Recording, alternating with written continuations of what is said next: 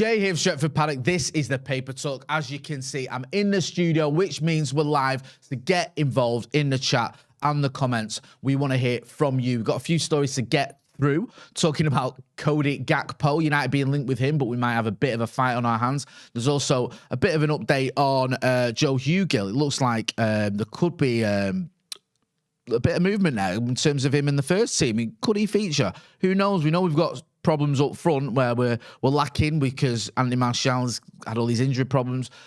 How many games can Cristiano Ronaldo play on the spin? And also Marcus Rashford, is he a striker? Is he someone who's better suited on the left? So maybe Joe Hugill could be getting a bit of a chance. We'll get into that as well. And also we'll talk about the Ballon d'Or because it was obviously the Ballon d'Or yesterday evening. So we'll get into that. In fact, we'll start with the Ballon d'Or. We'll just start with that one. United had a couple of players there. Cristiano Ronaldo was in the sort of on the list. Didn't get very high though. He finished 20th. I think that was the sort of the lowest. It was a 30-man shortlist, so he's not like he was at the bottom. But I think that's the lowest he's finished since about 2005. I read somewhere. So no surprises really, because he did all right last season, didn't he? You know, he scored, I think, 20 odd goals, and he scored, I think it was 6 goals or whatever it was in the Champions League, and around 18 in the Premier League. So it was a decent season, but he was never going to win the Ballon d'Or, was he, for helping Manchester United finish 6th? Let's have it right. Casemiro, obviously for his time at Real Madrid, was also on the list as well, and I think he tied 17th. Along with Liverpool's Luis Diaz and Dusan Vlahovic. So, yeah, he was tied there for 17th. I mean, it's almost irrelevant, really, isn't it, the Ballon d'Or, unfortunately, for us as United fans. It's a far cry from the days when we had, was it Ronaldo, I think was the last one who won it for us, when he was at Manchester United. But, yeah, it was doing all the rounds on social media last night. I don't know if anyone watched the ceremony, but the ceremony seems to go on for ages. I hate all these sort of UEFA ceremonies, like I know it's not UEFA, but you know, like these award ceremonies, or these the Champions League draw or the Europa League draw. It's obviously more relevant to us because they just go on for ages, don't they? They're proper boring. You get all these people coming out, they wheel out all these, you know, legends who look like they don't want to be there, and it's just all a bit cringe. And you just want, like, come on, get on with it. But anyway, if in case you didn't know, Karim Benzema won the Ballon d'Or. No surprises there. He had a phenomenal season last season. And finally emerging from the shadows of the likes of Cristiano Ronaldo, and maybe even to a lesser degree, Gareth Bale, who seems to, you know, at one point get a bit more credit than Benzema did, and the likes of Modric as well, who's always sort of received a lot of praise.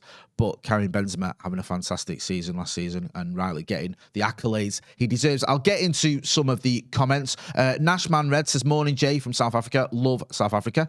Hazardboy987 says, Jay here from Stretford Paddock from the Paper Talk. Yeah, thank you. The Urmston Strangler. It's a bit disconcerting, considering that's where I used to live. Morning, Jay, up the paddock. Ross Murphy in the chat says, morning. Cheesy Gully Side says, morning, Jay, coming from Jamaica. Good morning. I wonder how the weather is over there. It's a bit mild here in Manchester today. Let us know how the weather is in Jamaica. I presume it's a little bit warmer.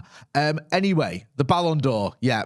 Pretty irrelevant in it to Manchester United's discussion there. Ronnie coming 20th, you know, probably expected. He was always, you know, he's on the list. He's going to come somewhere in it. Casemiro, a bit higher up, probably deserves to be around 17th. I think that's pretty fair after the season that Real Madrid had. You'd think he'd be there or thereabouts, so in the top 20, but I don't think he was ever going to trouble the very top. Should we talk about Joe Hugill? This is, I think this is from United in Focus, who've sort of accumulated this story from training pictures, and it says here, Joe Hugill features in Manchester United training as Anthony Martial misses out. So these are pictures from the training this week, and it says here, Manchester United are preparing for a midweek match against Tottenham and are having to explore options in attack. Ronaldo and Marcus Rashford are the team's only 2 fit strikers, with Martial currently out with an injury. It says, then goes to say, Martial was not pictured in the training gallery published by United, which suggests he's losing the battle to get fit for Wednesday's game. Not close the door on that yet. You never know. He might still feature, but it is a little bit disconcerting. It's well frustrating. Let's have it right. That Anthony Martial, who obviously there at Ten Hag rates and did have a very good pre-season, has had a couple of good games when he's come off the bench or, you know, had a little cameo. But we've just not been able to use him this season. And Where are we now? How many games have we played? Is it 9 or is it 10? 10? No, sorry, 9. So the game against Spurs will be our 10th. So far, he's played 100 minutes. I mean, we're over a quarter of the way through the season, and he's barely featured. And you just can't rely on that. You need a player who is going to be available. And I like Martial. And I've been impressed with the way he sort of rolled his sleeves up and got on with it this season when many of us, and myself included, thought he was going to be out the door, thought this could be it in the summer. Ten Hag comes in. Martial had a bit of a stinker last season. Then he went to Sevilla, didn't work out, didn't really do anything for Manchester United during the beginning bit of the season, other than that one goal against Everton before he got his loan move. The previous season, I think he scored 4 Premier League goals. So you look at it and going, is this the end game for Anthony Martial at Manchester United? Has a mint pre-season, links up well with Sancho and Rashford. Everyone seems to be singing from the same song sheet. You go into this season and it's just injury after injury after injury. Joe Smith was pointing this out on the preview. It's not just the same injury. If it was one injury, you go, okay, that's what's been sort of troubling him. But I think he's had like his one point was his hip. He's had something, was it his calf, I think, or something? There's been a few different ones, I think.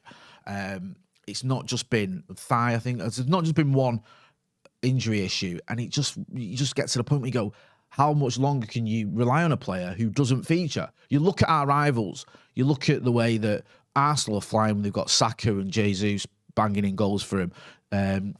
City, obviously, Haaland's just a goal-scoring machine. They've also got likes of Foden weighing in with a lot of goals as well. Spurs, you've got Son, who's not even in the best season, but he still manages to score goals. Harry Kane, obviously, of course, as well. Chelsea, they've got Sterling, one or two others as well, who can always sort of muck in with a goal. Or Aubameyang, of course. And yet, we're sort of over-reliant on players who aren't fit or who aren't on form or who are, in the case of Ronaldo, 37, how often can he play? He can't really play every 3 days or whatever. You wouldn't think so anyway. So, yeah, it is a little bit concerning. Joe Hugill, who's been a bit of a goal-scoring machine as a youngster, he looks like he's been training for the with the first team. His record is very good. He joined the United Academy, I think, from Sunderland around 2020. I'm just looking at it. I think he scored 35 goals in 66 games. Very good goal scorer. Charlie McNeil's another one who's a youngster. I love Charlie McNeil. I think he's going to be a phenomenal talent. He dropped down into the under-21s at the weekend, but Hugill wasn't involved in that game. So it looks like Hugill could be... I think with McNeil and Hugill, they're both very good goal scorers, and it might even be a case of physically. Who's ready? Who's more ready if you are going to use one of them in the first team? Because, obviously when you're sort of 19 or whatever, your body's still growing, it's still developing. You might look at physically, is Hugill slightly more able and ready to go into the first team? Be interesting to see what happens, though. And it may well have to come to that where you're giving one of the youngsters a chance because you need strikers, you need options. And at the minute, Manchester United, we just don't have many, do we? Every option we've got is flawed. If you've got an injured Anthony Martial, you've got an aging Cristiano Ronaldo, or you've got a Marcus Rashford, who you might even argue isn't a striker. He's more of an inverted winger. Let us know in the comments. Let us know what you think. Fats Thor says, hi, everyone. Hello. Shay Delane says, why aren't we playing Garnacho? I think he was on the bench, wasn't he, at the weekend. I think he's been on the bench a few times. He hasn't really had much game time, though. Garnacho, obviously, he's not a striker, but he's someone who can play as an attacker. He's an option. Did very well in the FAU Cup final, did well for the academy. Is he ready? Is he the answer? The thing is with youngsters, right? You always look at him and you always go, just get the youngsters on. I was thinking it myself at the weekend. I'm not going to lie to you. I was thinking, why don't Zidane Iqbal get a game? Why don't we bring him on? But you have to sort of trust the manager and he'll know these players and he'll know whether they're ready. Lots of people, I know he's a bit older, but lots of people lost their mind, didn't they, about James Garner? When James Garner wasn't getting a chance and then we let him go to Everton. And I think it was more the fee that annoyed me rather than the fact that he went to Everton. But you think, well, the manager must know what he's doing. He must see something there where he goes, that kid isn't at the level I need for Manchester United. And you look at some of these youngsters, and one thing you've got to do as well, you've got to nurture them. You've got to look after them. You can't just keep throwing them in. I think we not ruined, because that sort of sounds a bit final, but I think we hindered Anthony Elanga's progress last season. He played far too much football. He shouldn't have been playing 20-odd games, whatever he played for Manchester United, because he went through about, 17 games, whatever, without a goal. I think he was like one assist and no goals during that time. And we were so reliant on him because Marcus had stopped scoring. Anthony Martial had gone out on loan. We obviously had Ronaldo, who missed a little bit of football, then came back. But, you saw Elanga playing week in, week out. And I think there was a time when he needed to be rested. He needed to be taken out of the firing line. And he wasn't, because other players were either unavailable or out of form. And it's probably not the best way to sort of bring youngsters in, just to keep throwing them in. So it'll be interesting to see what happens. Marty Smith says, Jay, I tune in every day to watch your lovely face. Maybe you can make my day by giving me a hi. No, sorry, Marty. Can't do that, I'm afraid. Yeah, hi. Glenn F says, oh, sorry, there's a bit of a discussion here. Witterbird says, would you think this fragile squad is ready to bring in youth? That's the question I'm sort of thinking. You know, is it now is the time? Is this the time to bring in youngsters? Because we all love youngsters, and you go, yeah, you know, I've seen this, been watching this academy team, and obviously winning the FA Youth Cup. You think there's young players there. I think Kobe Mainoo was on the bench the other day as well. And it's like, get them in, just throw them in. You think you've got to look after them. And also, are they the answer? Is playing someone like a Garnacho ahead of an Elanga, or ahead of a Jadon Sancho, or ahead of a Marcus Rashford? Is that the answer?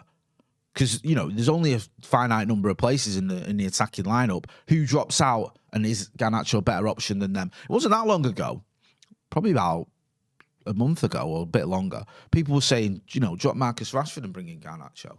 And now it's sort of shifted because Marcus has scored a few goals and whatever. I know he missed that chance at the end of the Newcastle game. But yeah, I think you've got to be careful with sort of how you handle these youngsters. They're very talented, but we need to nurture them the right way. Pains me to say it, but you look at how Manchester City are doing it. They bring in players, their young players, don't need at the end of the game when they're already winning and things like that. They bring them in gradually, give them some League Cup appearances. Then they start sort of troubling the first team. When I say they, mainly Phil Foden. It's not like they've got an abundance of youngsters in the City first team. United, though, over the last few years, I just feel like there's been occasions where youngsters have been thrown in a little bit too much. Let's see what everyone's saying. Audition Online says, why not bring in the youngsters? The older players isn't doing it. Get the hunger in there. Are we being harsh on the older players? Has United been that bad this season? Let us know in the comments. I know we are sort of struggling for goals, but it hasn't been that bad. Solo, good to see Solo from the United Agenda. Andy Tate was on there last night. Big fan of the channel. Says, big up, Jay. Rashford still need a lot to learn. We should give some of the youngsters a chance. He thinks he should give some youngsters a chance, even over Marcus Rashford. I don't think that's going to happen. I'll be honest with you. I think Marcus Rashford starts against Spurs. I think Ten Hag said that he was sort of having to rotate because of the 4 games in 9 days sort of thing. And I think Rashford seems to be one of Ten Hag's guys, doesn't he?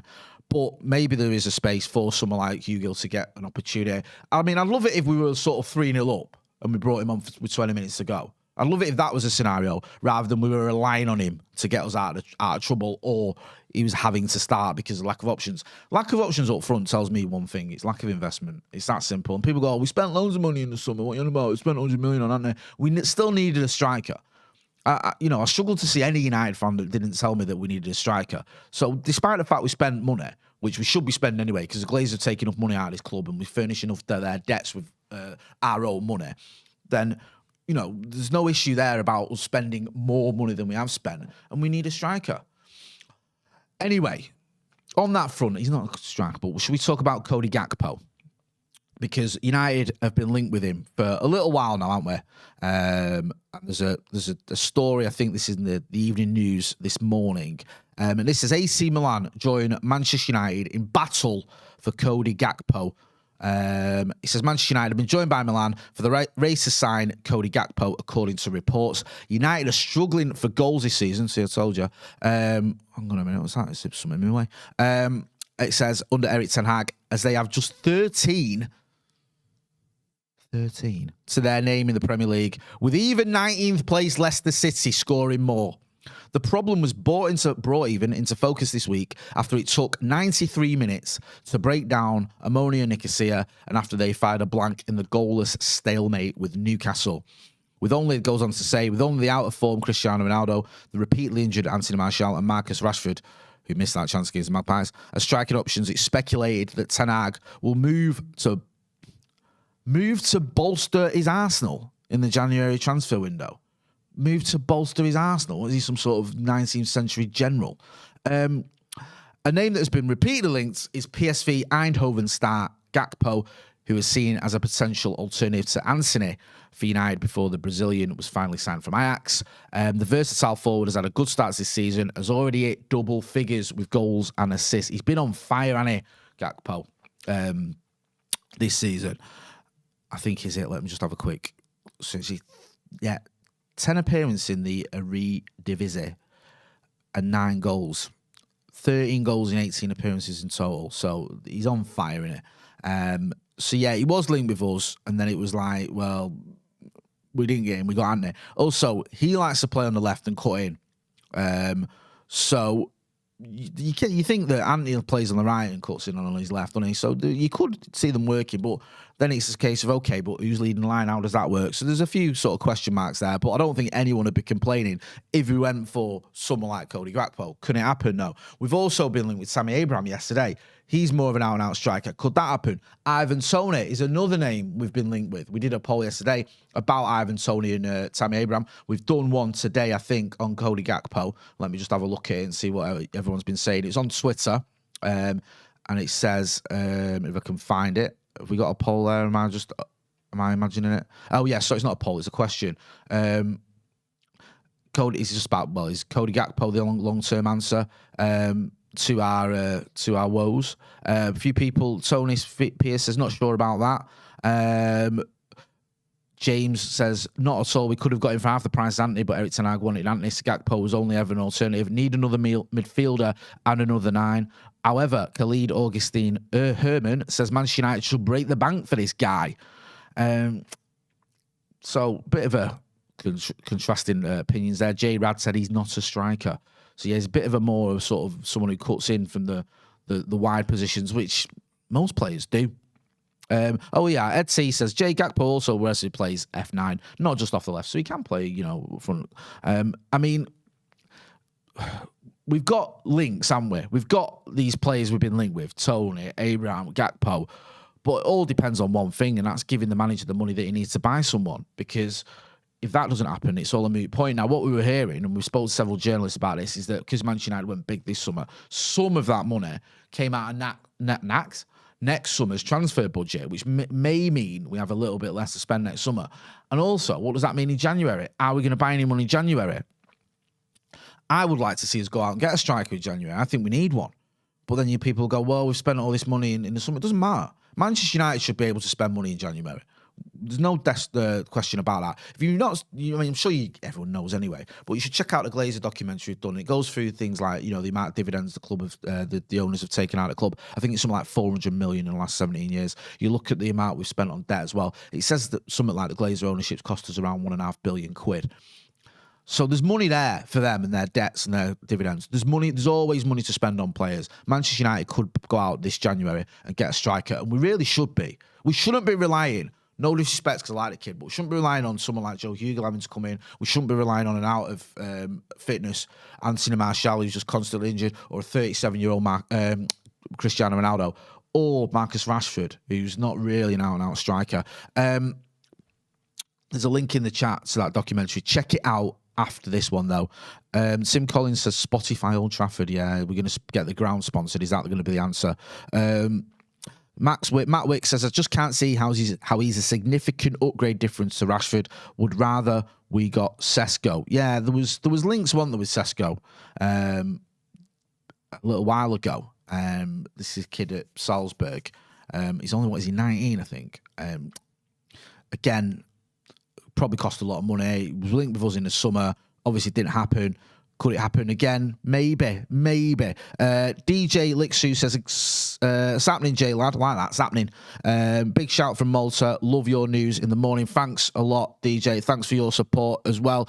Gareth Hoff says Sesko's going to Leipzig. Oh, he's gone to Leipzig, sorry. It's already sorted, that one. Donna Cremati says, nice documentary. Yeah, go and check that out if you've not done already. Documentary on the Glazers and looking at their sort of destruction of Manchester United, should we say. Fat Thor says, Jay, come jam, we need a right back, centre back and centre forward. Delon needs competition. Ericsson must be rotated due to his condition, and attack needs reinforcement. Martial is broken and Ronnie will go soon. Wow. I mean, he's kind of got a point there. Some of that, we do need. I think we still need a lot of players. People forget, everyone was frustrated after the Newcastle game, and I get that because I was frustrated myself. But I think it's a bit of a reminder that there's still a long way to go for this team and this squad, and we still need more players. because we spent money, people go, I know, a lot of United fans aren't, but I've seen a lot of pundits going, oh, well, the manager's been back this summer. United have spent 200 million quid. We don't know what United fans are moaning about. We finished sixth for a reason, and I think we could actually still finish sixth this season. There's a lot of players that, need replacing. We lost a lot of players. Let's not forget, we lost the likes of Paul Pogba, Juan Mata, Nemanja Matic, Jesse Lingard, Edinson Cavani. Now, even if we hadn't lost all them, we still need reinforcements. But to lose all them means you need even more. You also look at the fact that Cristiano Ronaldo is on his way out. He's getting to the age where it's like, how much can you rely on him? We've also got this question mark about Anthony Martial's fitness. How much can you rely on him? Then you've got this situation where, yes, Diogo Lo's done very well this season. I've been impressed, but does he need competition? And is Aaron Wan-Bissaka giving that competition? It doesn't feel like it, does it? It still feels like, for me, Manchester United, probably about 5 players away from where we need to be. Honestly, I think you need 5 players coming into this squad until you start challenging for a title. Now, that might sound excessive, but look at the competition above us. Look at the distance between ourselves and Manchester City. And that's where we're at. And I think that's where we should be aiming for. We should be aiming for title challenges, not just finishing 4th. I know it's a process and it's going to take a little while, and I don't expect a title challenge this season, maybe even not next season. But sooner or later, that has got to be the end game. And we need to make some signings to make that happen, because whilst, yes, you can turn to youngsters, and whilst, you can hope and pray that Anthony Martial gets fit or that Cristiano Ronaldo rolls back the years, the likelihood is those scenarios aren't going to happen. Cheesy Gully Side says, Osimhen break the bank United. Ruben C says, so the missus, not a football person documentary. The whole Glazer takeover was just illegal to a non-football person. I mean, it was just horrible, wasn't it? Yep, I think I'm going to wrap it up there. Make sure, though, you're hitting that like button. I like this one. Ab163 says, I'd take Odi Nagalo at this stage. Don't say that out loud. The Glazers probably listening to it. I liked Nagalo because he was a good bit of fresh air, but come on. Do you know what I mean? I think wasn't there a stage at one point where it looked like we're going to get Erling Haaland and we got Nagalo? And, that speaks for itself, doesn't it, really? We're going to be back later on today. I think me and Joe are going to be back around 4 o'clock with a live update. So get involved in that. Make sure as well, if you're not doing already, that you are subscribing to the channel. Thanks for everyone who's shown us support as well over the last 2 and a bit years since we took over the channel. We've been very, very impressed. We're going to have a new members video as well coming out this week. So make sure, if you're not doing, check out the members section too. And, of course, we're looking towards the Spurs game. So we've got the preview, we'll have the watch-along for the Spurs game, and we'll have the post-match reaction from all your favourites. I've been Jay. This has been The Paper Talk, live from the studio. Thanks for watching.